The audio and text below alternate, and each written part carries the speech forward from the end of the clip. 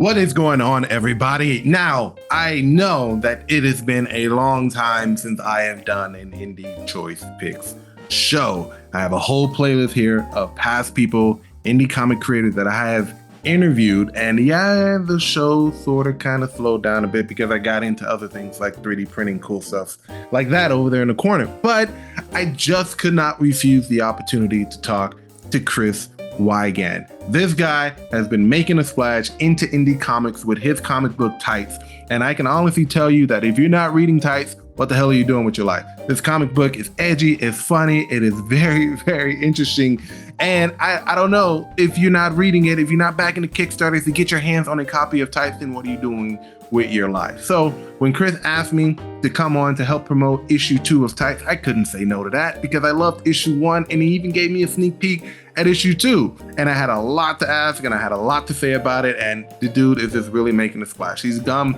from nowhere, just literally out of nowhere, and he has become probably one of the biggest indie comic book creators that I know, and I've had the pleasure of having on this show. So guys, if you haven't checked out my past 2 interviews with him, one is promoting issue number 1 of Tights, and the other one, he's literally breaking down his marketing strategy on how his first Kickstarter went from $0 to $10,000. Now, issue 2, which is currently live on Kickstarter, you can find a link in the description, is over 150% funded as of this recording, and there's about a good week or so left for you guys to get in on that. You get both issue 1 and issue 2. So go check out his Kickstarter. Go see what he's doing. He's doing a lot of cool stuff, and go check out my past videos with him on the show. If you're having issues trying to figure out what marketing strategy you want to use for your Kickstarter, watch this video. If you're checking out issue 1 for the first time, don't really know what it is, watch this video. And here's issue 2 of Tights, because why not? I'm just saying, so please enjoy. But before we get started, guys, quick announcement. The amazing Las Vegas Comic-Con is coming to town. If you guys are in the Las Vegas area or in the surrounding states, come check me out. I will have a booth. I'll be selling a lot of cool cosplay props, 3D prints, and I will be selling my book, The Super 6. You guys can get that signed by me. I'm currently working on issue 2. That should be done by the end of the year. So please go ahead, check it out. Come by and see me at the convention center here in Vegas. It's going to be a blast. And of course, if you are a 3D printer or a 3D printing person and you are expecting this to be some type of tutorial and it's not, I am sorry, I apologize, but do go check out my Patreon. This month's rewards for September is actually Billy the Blue Ranger. You can put them together, you can size them up, you can customize them, helmet, no helmet, power lance, blaster, whatever you want, it's all yours. Go check out my Patreon, link is in the description too. Now with all that out of the way, let's go. We are interviewing Chris Wigan, the creator of Tights, for the 3rd time. So open your ears, listen to what this guy is doing, and I will see you guys on the other side. Enjoy yourself and take care of yourself.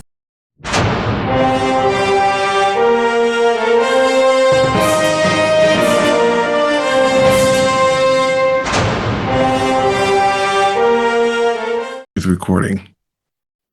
There it is. Cool. Hey, Chris, man, you are 3rd time on the Indie Choice Pick Show. It's been a while, man. Thank you, man. Dude, it's been a while. So you were working on Tights issue 2. You know what? It's a lot to kind of blurt out to all the people who haven't, yeah, I guess, haven't watched the show for a while. It's been a while since I've done these shows. So you're actually one of the few who's keep coming back. And every time you ask me, hey, I want to do a show, I just can't say no because I'm in love with all that you're doing, man. It's so fun. I love it. So I'm going to turn it over to you for the people who haven't watched you on the show before. Tell them who you are, what you're working on, and what's coming down the pipeline in the next couple of weeks or so. Cool. Yeah. Well, Chris Wigan. So by day, I guess I'm a creative consultant. I've been a copywriter in advertising for 15 years now. I work for a big old social media company, and I help gaming companies. Well, my job, I think, is to help make ads that if I saw them, it wouldn't piss me off and annoy me. So it's actually kind of tough when I say that, but no, it's fun. I love it. So I've been writing for a while, but Tights is my first comic book, first serious comic book, and I have a great team. Fortunately, we had a great launch in our first Kickstarter for the first issue. And now we're doing the second issue Kickstarter right now, but it's Tights issue 1 and 2.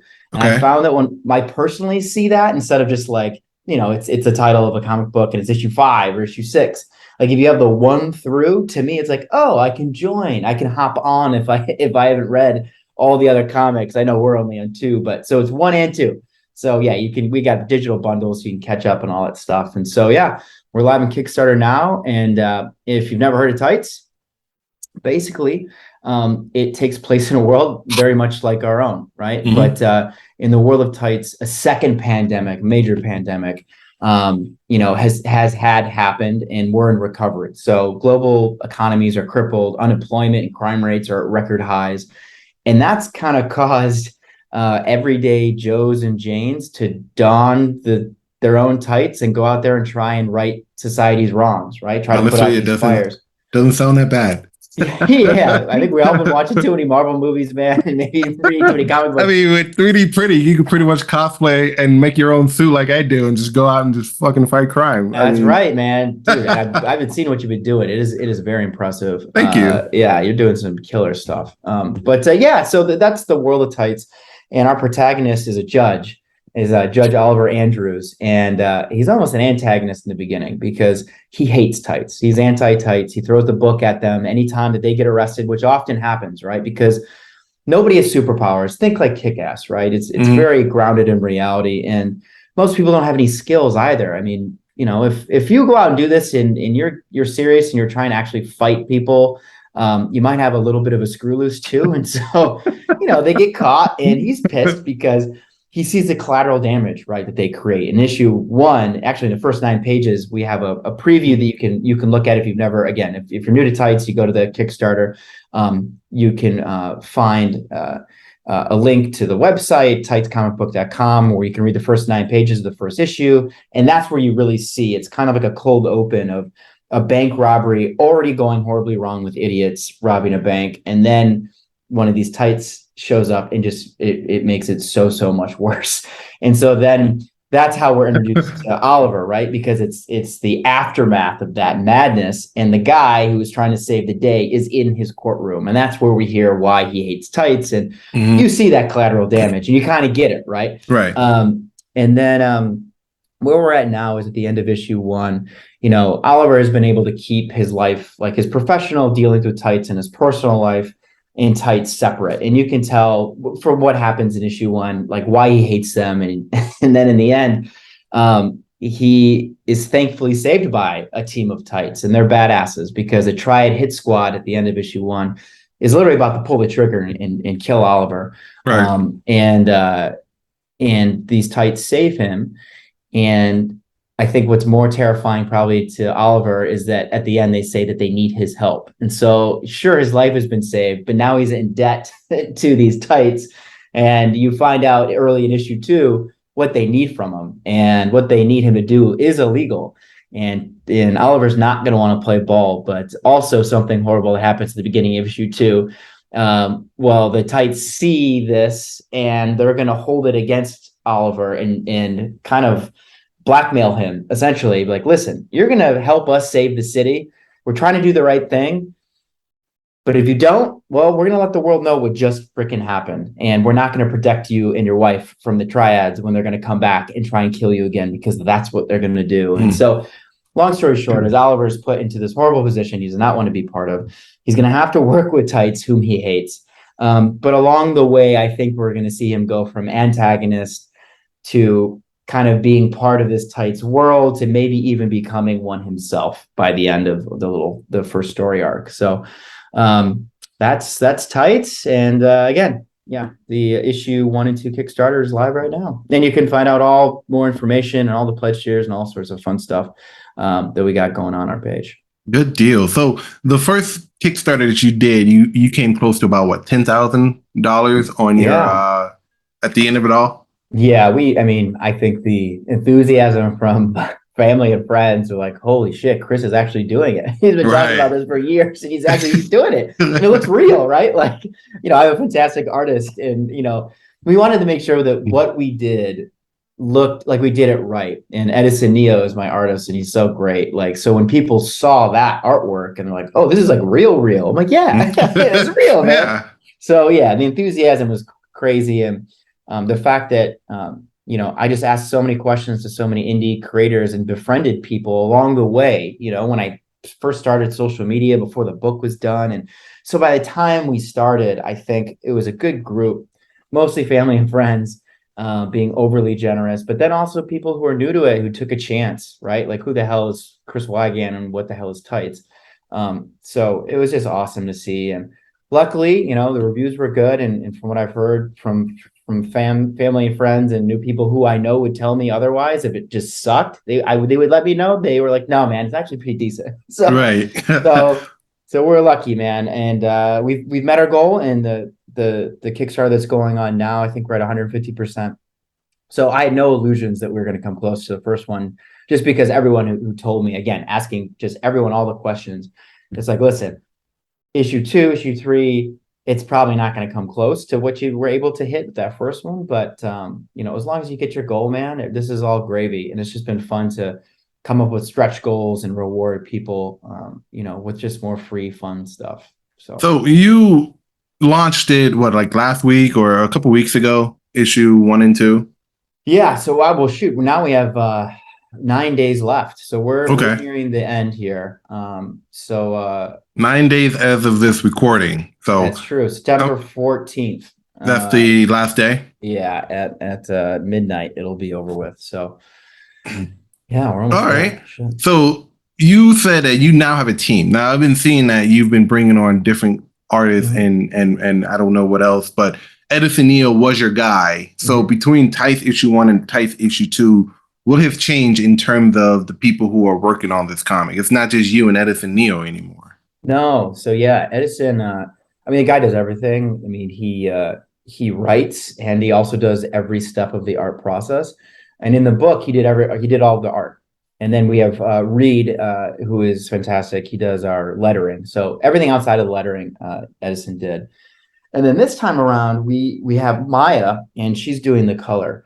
So the flat, she has someone do the flats and her little team, and then she does the coloring for book 2. And basically, Edison was just like, dude, I have so much going on. Right. I just can't do this all. And he's like, basically, listen, if I can just focus on the inks, it's also going to look better. I'm like, well, dude, the first one looked awesome. But he's like, no, just trust me. It's like, it's going to be the same style. It's just going to be a little bit more evolved in a bit. Right. I'm like, okay, cool. And I, honestly, like looking at book 2, you could see that evolution. And again, it's not like jarring or anything. It's just, you could tell when he had some more time to really just put it, the attention to detail in the details, with his inks. It just looks great. And Maya's been fantastic. So we added Maya to the group, and then, we're working with, like we did in the first issue, just guest artists to make the variant cover. So Kyle Petchak, he's incredible. He's doing a really fun variant cover where Oliver's flicking off the shadow pack, the people who saved him at the end of issue 1, and he has his kind of his judge, mallet, almost holding it like Mjolnir, and it's great, dude. So it's and Edison did the other the cover, the standard cover, the issue cover A. And that's fantastic. It's kind of like a mashup of all the characters. And so really two different things going on in the covers, but very much in line with what's going on in the second issue. And then we brought on Samuel Owunzi, and he's out of Nigeria. And he actually, I saw his work for Magic Powder. Magic Powder 3 is out. And Jeff is fantastic, and anyone watching this should check out Magic Powder. It's fantastic. It's like Pulp Fiction in a contemporary fantasy world. That's the way I like to describe it. That sounds like a nice party, dude. I can get into that. Yeah, it's really good. And so Samuel does his covers, and the covers are just awesome. I'm like, I got to work with this guy. And so he did the Kickstarter exclusive poster that we have with a couple of our pledge tiers, our bundles. And it's a homage to an old James Bond poster, and it's so badass. Like, it's a completely different style. It's a movie poster. It's really cool. So just being able to work with all these different artists just elevates the damn thing beyond where I thought I could ever take it. So it's been great. So you've brought on pretty much an entire team of people who are now, before it was just you writing and then Edison Neal doing all the art. Now you have Yeah. people who are doing Kickstarter exclusive covers, posters. You got them doing colors. You got Edison Neal still doing the ink. So I think you got a pretty decent system going on here now, to where you're not, trying to pull your hair out trying to meet all these deadlines. And these people, from what Yeah. I've seen, are doing their part, and they're making this thing look fantastic. Because I read issue 2, and I'm like, man, the artwork between issue 2 and issue 1 is drastically different, because I don't think you're not spreading yourselves as thin Yeah. like you Yeah. did with issue 1. Yeah. No, it's awesome to hear that. That you can, yeah, you can see the difference. You can feel it. Yeah, it's a little team. It's fun, man. How does It's the coordination go with all that? You got all these people from all over the world yeah. who are converging on one project. Like, from a day-to-day interaction with these people, what's it like? Because you got different time zones. You probably got a weird language barrier sometimes that's going on. Maya, I don't know if Maya is living in the States or if she's down. Because a lot of my artists that I work with, they're down in either the Philippines or South America, dude. We have to Yeah. match time zones. So a lot of these people, we get together on social media, and that's how we talk, via Instagram or via email, however it takes. But what is it like for you working with so many people from basically across the world and trying to make sure that everything goes off without a hitch? Yeah, it was a wild start. That's a first for me. I mean, I work with teams in different parts of the world for my day job, but when you're running your own thing, it's a bit different. And so, yeah, so Edison is in Singapore. Mm-hmm. And so I set my GMT on my watch, and my other clocks on my computer to Singapore time, so I can just Yeah. take a quick look down, and see where he's at. And Maya's on the East Coast here in the States. Reed coincidentally just ended up being 6 blocks away from me in San Francisco, Oh, and that's dope. Edison was like, dude, I had this guy letter from me before, and he's great. I think he might live in California. You should look him up. He's like, holy shit, you live literally 6 blocks away, which is crazy. So yeah, it's 2 people on the West Coast, one person on the East Coast, and then Edison in Singapore. And like you said, it's incredible how easy it's been, to communicate almost exclusively through Messenger, or Instagram, or email, right? And Mm-hmm. if you'd have told me it would go this smoothly beforehand, I'd be like, you're nuts. Like, I would think that we'd have to do video calls and stuff like that, but really it hasn't been any of that. It's just they do their thing, I give my feedback, and we just kind of go back and forth typing it up to each other, and somehow it works. It's Yeah. it's pretty awesome. Well, the thing with artists is that you tell them what you want, and then you leave them alone, and then Yeah. they'll normally come back at you with updates, and this is what this looks like, and do you like it? Do you want to change anything? Is it good? Whatever. As long as you're paying them, they leave me alone. Just leave me alone for a second. Let me do this Yeah. really quick, because I do that too whenever I get any commissions. It's, I'm over here. Leave me alone. I'll Yeah. give you an update, and if it looks good, then I'll continue. If you want to change anything, we'll work on that. So Yeah. you got a nice little system over here. You're coordinated with these guys.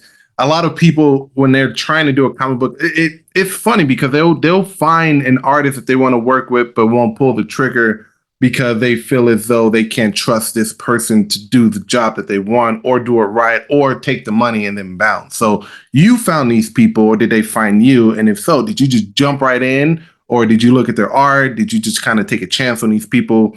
Reassure people who are looking for artists that looking for Yeah. people on social media is okay. Yeah. Yeah. No, I mean, honestly, it's as simple as it sounds, to be honest. What I did is, when I finished script one, I was like, I'm doing this. I'm all in. And now I need to find the artist who's actually going to make this thing real, just that part of it. I was just searching through social media, as again, like, following a bunch of people on Instagram, going on Reddit, and it was on Reddit where I found Edison's work for Snake Claws. That's a book that he put out. He's a whole volume one of, Yeah, it's like 6 issues, I think. I 5 or checked him 6 out, and issues. that was actually really good. Yeah, it was really good. He Yeah. did everything right, and I was like, I saw the style immediately. I think it was a cover for one of the issues, and I was like, that's it, because the book is supposed to be funny, but it's also like a dark comedy. So there's some serious shit going on. I mean, there's blood on the logo, right? Like, so it's going to be violent.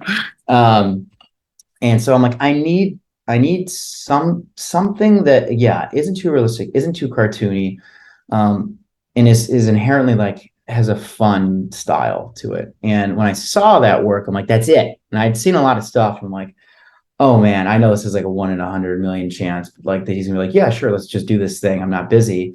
I'm like, I'm just gonna reach out to him. So I literally just went to his email or his website, saw his email, sent an email to him, and I sent the script. And so this is a good thing, I guess. This is a learning that I actually found out with Edison. He was on a podcast that we did for the first Kickstarter, and I didn't know this until he was talking on the podcast. And he was like, someone asked him the same question, right? Like, how'd you guys get hooked up? He's like, well, Chris found me on Reddit and he sent me an email and he sent me a script. And like, that's was the difference. He's like, a lot of people sent me like ideas of what they want to do. And it's like, man, I'm busy. Like, I can't help someone solve, the idea, or if they're not there, if they're not ready to go, it's just kind of hard to take anyone really seriously. Right. And he's like, he just had a finished script and I read it and I got it. And, I dug it. And so that's what made the difference. And so, yeah, that's my advice is reach out to everybody. The worst thing that can happen is they don't respond. A lot of times they're like, hey, I'm just too busy. But again, this community is great and no one's going to make you feel like an idiot. But when you do, just make sure that you're ready to go, because Edison was ready to go. And, if I was like, this is still an idea, I'm not done yet, I would have missed out and I'd be in a completely different place. Who knows? Yeah. So a lot of artists bite off more than they can chew, like this guy right here. And I got so much to do and so little time. But I've had people come to me and ask me, hey, you're an artist, you do this. Is there a way you can make this happen? And I'm like, yeah, where's the script? You have a script. And some people, they send me a script. And you really have to like it. You really have to sell the idea to the artist, because at the end of the day, it's going to be the artist who's going to be drawing these things up and making it look good. And if the artist can't envision what's on a page onto paper, then it's not going to go over well. So that's 100%. I know where you're coming from with that. But you got this. You got like a mini company now, man. You're a comic book publisher, dude. Are you going to be like traveling to Comic Cons now? You're going to be setting up shop? What's the plan? Dude, so what's exciting is that we have partnered up with Lesser Known Comics, which is a great company doing a lot of stuff that I was really digging. Before partnering with them, I just saw the books they picked up, the Kickstarters that they were running. And I was like, I like this. I like what these people are doing. And it just seems like everyone is treated right. And at this point, I'm like, man, it would be great to get a partner like that might help with, because they do larger print runs, right? Maybe, getting part of that print run to bring those costs down. And, we can help each other. And my Kickstarters, I'm going to shout out everything that Lesser Known Comics is going and what all the other creators are doing. And maybe they can do it with me, and maybe we can go to Comic Cons together. And like, that's the plan. So it's great, man. I'm super pumped. That's new. So we're really excited to talk about this finally. And, so yeah, we're part of the catalog, I think, and you're going to be seeing me. So this is another part of the promise to myself and my 12-year-old Chris that not only going to make a damn comic, you're going to go to cons, man. You're gonna do the thing. So nice. I was waiting. So the reason why we haven't done it yet, I wanted to have 2 issues out because I wanted to prove that the story hopefully has legs. Because I think somebody could take 10 years to write one comic, and like it should be good. Right. And I think it's good for maybe larger publishers too, to see again that it has legs, and it's just, you can take the story beyond the first 32, 36 pages, whatever. So now here's the time, man. So we're going to have the 2 books. We're going to have them all printed up. We'll probably have some extras from just the runs of whatever we print from this Kickstarter. I still have some extra fun stuff from the first one. The pins and some posters left over and stickers and stuff like that. So yeah, we've been talking, Lesser Known Comics and myself, and yeah, that's the plan. Let's get to some cons. So I got to take a look at the schedule and see what makes the most sense. But man, if I didn't know you were doing cons, we have the amazing Las Vegas Comic Con out here in 2 weeks, and I'm setting up shop for that. So, oh really? Dude, I'm stoked. I'm a little nervous because it's been a while since I've done a con, but I'm really looking forward to it. I bought so much promotional stuff for my comic book, and then I'm doing my 3D printing. You can kind of check out my Gundam helmet down there on the ground right there. Killer, man. And I got my printer. You're a pro. Dude, I'm like I said, I bit off more than I can chew. Like once you get started with this, it's like, oh, I gotta finish it. But then I'm like, I gotta do issue 2 for the Super Six. I don't have time. And then I gotta go over here and start Ultima the Legend Untold Volume 2. And I got a baby. And I'm like, oh, I keep on going to it. I can't stop. When the creative juices are going, I don't know if you can relate to that. Oh yeah. You can't stop. And it's very you just want to have a break.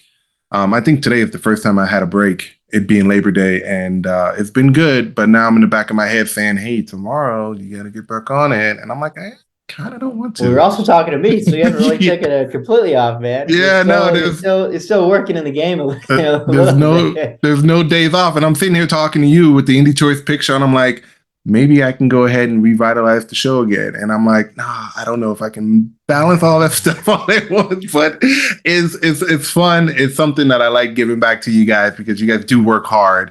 And it's fun. It's fun talking to creators like you and picking your brains out and just trying to see if I can help other creators get from point A to point B, because you're a guy that had no experience in comic books whatsoever. You had an idea. You said, I'm going to do this idea, and you made it work. And that is, I gotta say, very interesting, because there's people that have been in the comic book industry for years and haven't released a book. They just keep on drawing and keep on writing, they keep on starting projects, not finishing projects. But you said, I'm gonna do this, I'm gonna make it happen. And look at you, man. You're on issue 2, you got your second Kickstarter going, you're blowing up, you're about to start doing Comic Cons. Man, I gotta say, if there's a success story in here somewhere, it's somewhere with you, man. Feels good. Yeah. I mean, I think I was asked this question. It's like, what was the biggest difference maker? And it was just committing to one damn thing. It's like a dog chasing a bunch of cars. And it started a screenplay and then a pilot and then a comic book and then, it's not that good. And it's just, you keep going in different directions. You get excited about stuff, right? Like you said, sometimes it can be overwhelming. And for me, just to like get into the water, I needed to finish one thing, right? And now, just committing to it and going all in. Yeah, as soon as I found Edison, you start paying people. It's like, no, this is real. This is a real thing. Because you pay somebody, they're going to get that done for you for sure. Yeah. So then you owe it to everybody, and it's even beyond yourself at that point. And it's like you put it on social media and you tell your family and friends. It's scary before you hit send, because it's like there's no going back after this word is out, and it's out. And so it's scary to do, for sure, because it's the imposter syndrome and you doubt yourself. But I'm telling you, if you got the heart for it and you got as far as finishing it, I mean, you got to put it out there, right? And you're going to find somebody that is really going to enjoy it. Honestly, you're going to really enjoy it. And that's going to make it sounds like a cliche, but it's true. It's like, it's crazy when you create something and it's yours and you find out somebody really likes it and is looking forward to more of it. That's crazy. That's a high that is hard to beat. So yeah, just committing, going all in. That's it, right? That's a catalyst for everything else. Last time we talked, I think it was more or less picking your brain about the marketing portion of what you did. Like, how can I take this here and apply it to my comic books and anybody else who watched it? And that was very helpful too. You said that you got your comic books into comic book shop. You printed out like a stack. You said, here, this is my comic book, pay me whatever you think it's worth, and then you can sell them in your shop or whatever. Did you ever circle back and see if your book sold? Yeah. I had to re-up, which is great. Really? I went to a couple shops, gave them some more.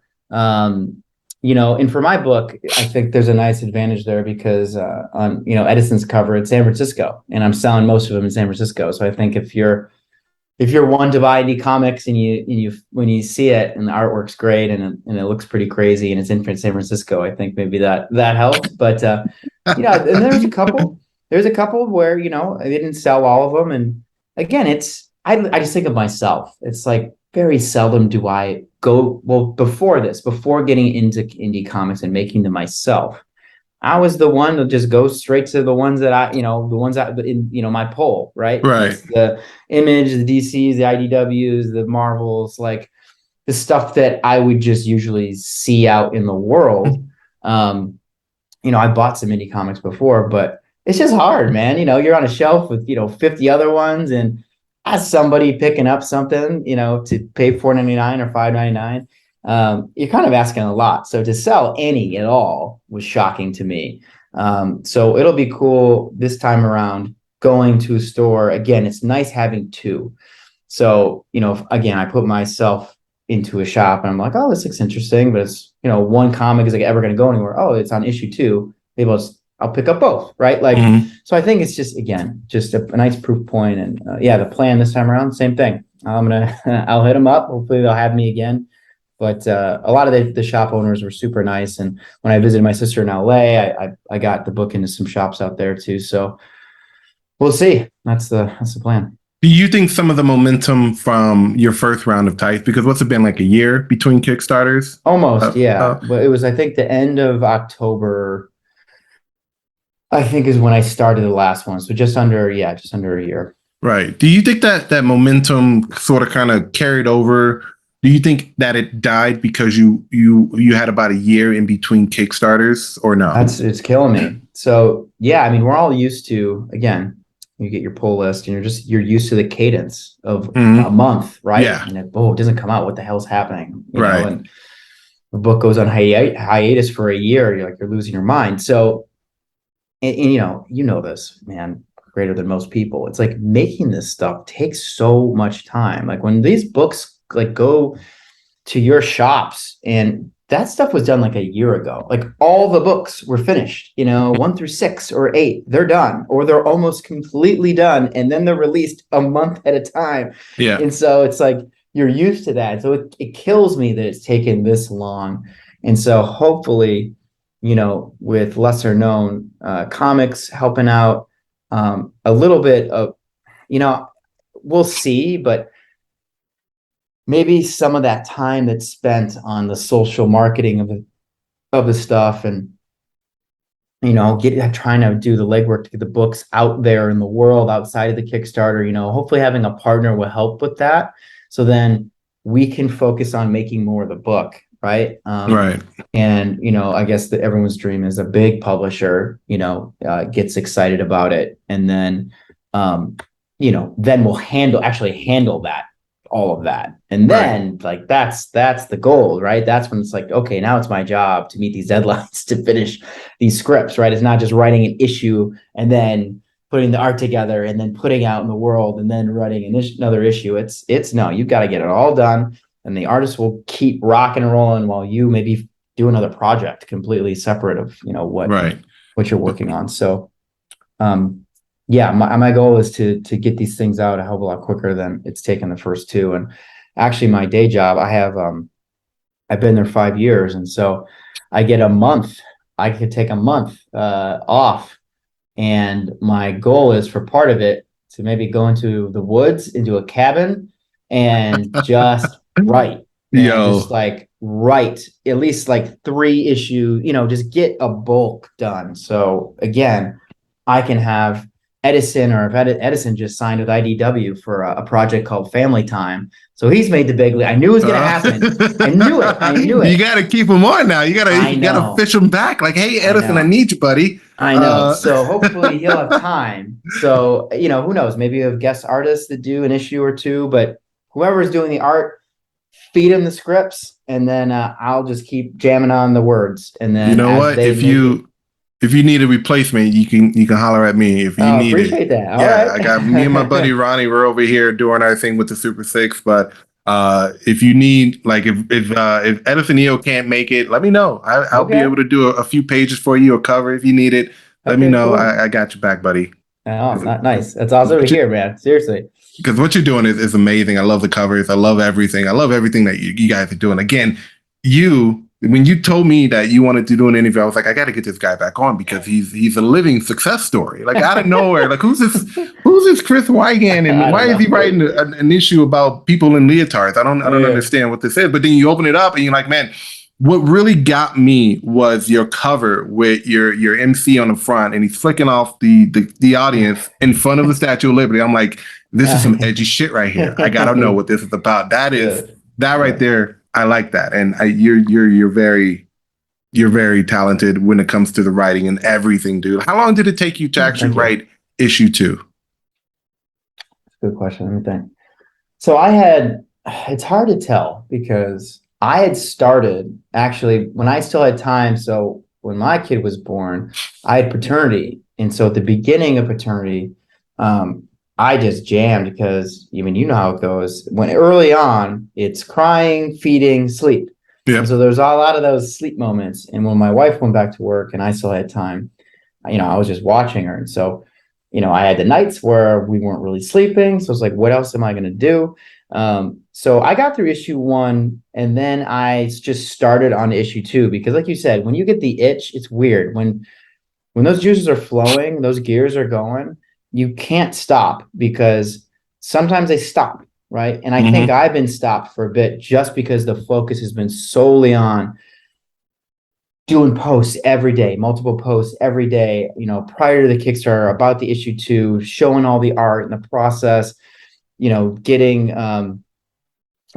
excuse me, the art finished, getting the Kickstarter going again. And so luckily I had started issue two right after issue one. So I just kept rolling because I just had it I know exactly what I wanted to start the issue two with. I know what I wanted to get. I mean, I had plotted out all the major points for all the issues, but specifically issue two, I'm like, I just know this, the whole thing's in my head. I just need to get it out before I lose it. And so that went quicker. So I had about half of issue two done by the time the issue one Kickstarter was finished. And so then it was just wrapping that up. And so that didn't take all that long. Now issue three, again, because I've kind of put everything on hold. I've began it, but it's hopefully going to start with a crazy prison break, and it's been like, man, I got to make this prison break really good. It's something unexpected, and I've just been hung up on that for so long. I'm just like, okay, that's a block. I need to get beyond it, and what else is going to happen in this issue? So, Mm-hmm. I don't know, man. I'm finally, we've got 8 days, 9 days left, and so then the social marketing of it will kind of wind down a little bit, then it'll be, the fulfillment and all that, which is crazy, but you're also waiting a couple weeks for shit to get printed and all that stuff. And so I'm gonna have some time, and Right. that's gonna be on me to be like, okay, we got to make this script happen. So Gotcha. yeah, sorry, I don't know. I don't even know how long that damn thing took because yeah, I broke it up into chunks. But we'll see, dude. How long does it take you usually for like a full issue? Uh, the first issue of the Super Six that I wrote probably took about. I wrote it. The first draft took about maybe a couple months, and then I Yeah, rewrote it because I didn't like certain aspects of the yeah, story.